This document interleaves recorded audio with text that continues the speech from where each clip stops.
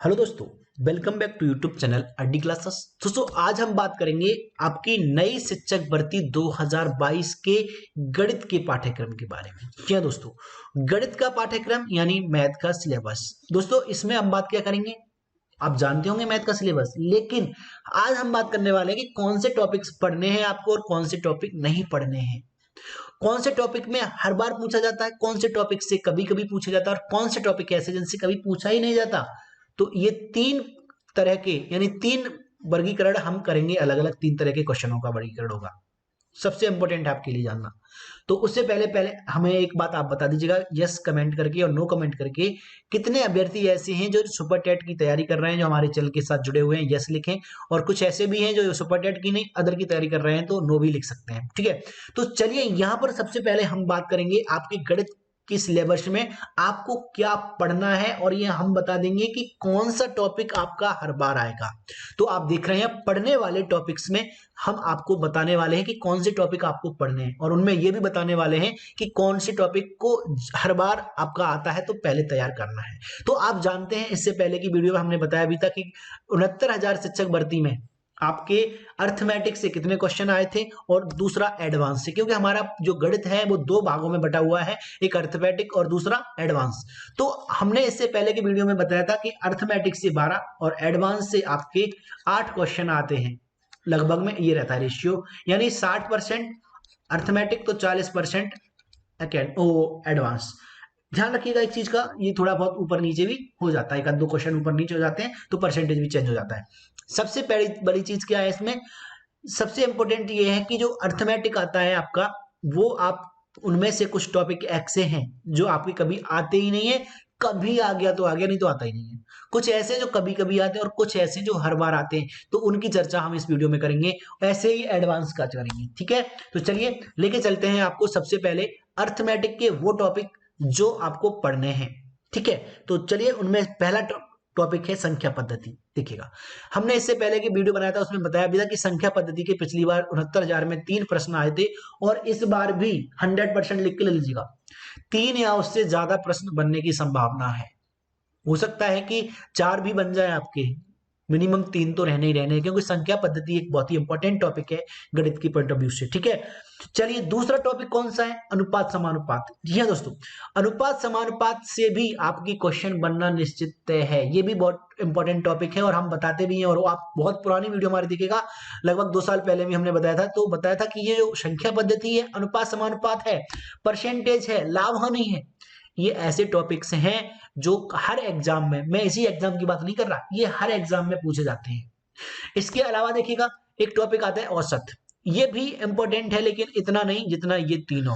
ठीक है, मैं इस तरह के वो बना दे रहा हूं, जो लिंक कर दे रहा हूं, जो बहुत ही इंपॉर्टेंट है। अगला टॉपिक है परसेंटेज, बिल्कुल इसको भी लिंक करिएगा। ये जो हमारे 4 टॉपिक हैं गणित के पिलर हैं, ध्यान रखिएगा, इन टॉपिक्स को आप पहले तैयार करिएगा। इसके अलावा देखते हैं अगला टॉपिक है हमारा साधारण ब्याज। देखिए इसके क्वेश्चन बनते हैं, जरूरी नहीं है एक कभी साधारण ब्याज का आएगा तो कभी चक्रवृद्धि ब्याज का आएगा, लेकिन ये जो 3-4 टॉपिक हमने लिंक किए हुए हैं, इनको आप ऐसे तैयार कर लीजिए कि मान लीजिएगा इनसे आपके क्वेश्चन हमेशा 1 या 2 या 3 बनने हैं, प्रत्येक से कम एक बनता है। ठीक है, ज्यादा भी बनने की संभावना, जैसे 69,000 में परसेंटेज से 2 प्रश्न बने थे, है ना, संख्या पद्धति से 3 बने थे, लाभ हानि से 1 बना था एक क्वेश्चन, और समानुपात अनुपात से एक औसत से बना था, साधारण ब्याज से कोई क्वेश्चन नहीं था। ठीक है, साधारण ब्याज से कोई नहीं था, क्यों, क्योंकि हमने बताया ना चक्रवृद्धि ब्याज से क्वेश्चन था। तो अगला टॉपिक जो है आपका, जो तैयार करना है आपको गणित में, वो चक्रवृद्धि ब्याज करना है, लेकिन लेवल हाई नहीं जाना, किस्त वगैरह के क्वेश्चन आपसे नहीं पूछे जाएंगे, ध्यान रखना।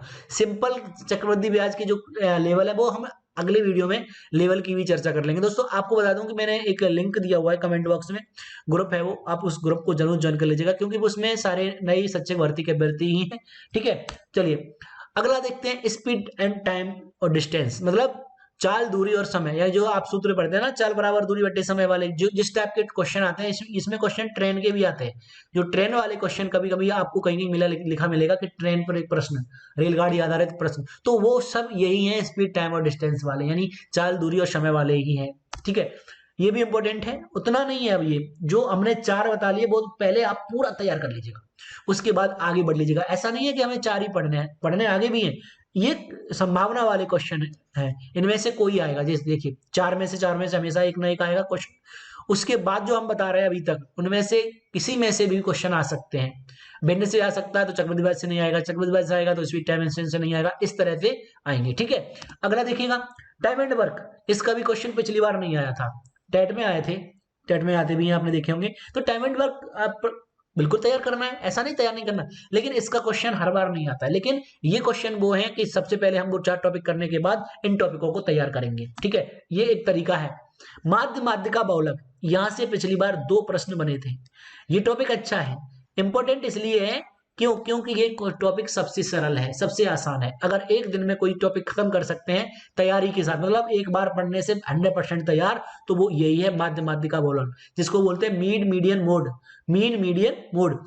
और इसमें बता दूं कि एक जो हमारा वो बनता है जिसको कहते हैं कि रिलेशन, माध्य माध्यिका बहुलक, इनमें रिलेशन बनता है। तो सीधा एक क्वेश्चन तो इनमें आया था कि इनमें रिलेशन कौन सा सही है 4 ऑप्शन में, तो वो 1 नंबर सीधा था।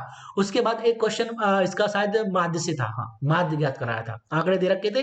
तो ये आप पढ़ेंगे तो आपको पता चल जाएगा, सिंपल था, जिन्होंने पढ़ा उन्हें समझ में आ गया होगा।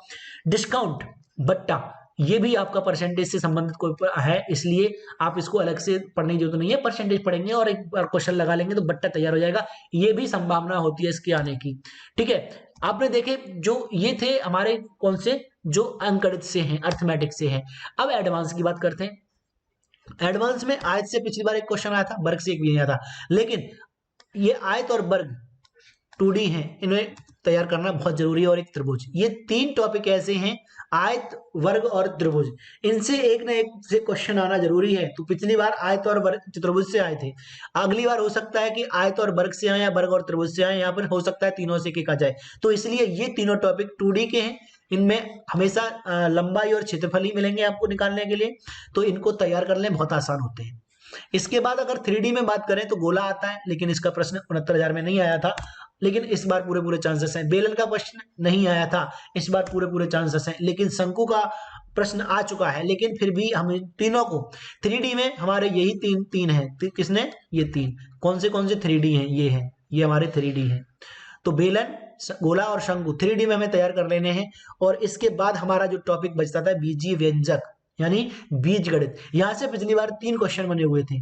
ठीक है, इस बार भी 3 क्वेश्चन से ज्यादा बनने की पूरी पूरी संभावना रहती है, नहीं तो 3 तो बनने हैं। और बाकी के टोटल मिलाकर के यहाँ से 8 से 9 प्रश्न बनेंगे आपके एडवांस मैथ से। तो दोस्तों आप एडवांस मैथ को हल्के में ना लीजिएगा, ये भी एक स्कोरिंग वाला टॉपिक है, तो आप इसमें भी स्कोर अच्छा सा कर सकते हैं। ठीक है दोस्तों, अगर वीडियो में कोई भी ऐसी चीजें जो आपको समझ में नहीं आई है तो कमेंट करके बताइएगा। बाकी का अब हम मिलेंगे नेक्स्ट वीडियो में। Thank you.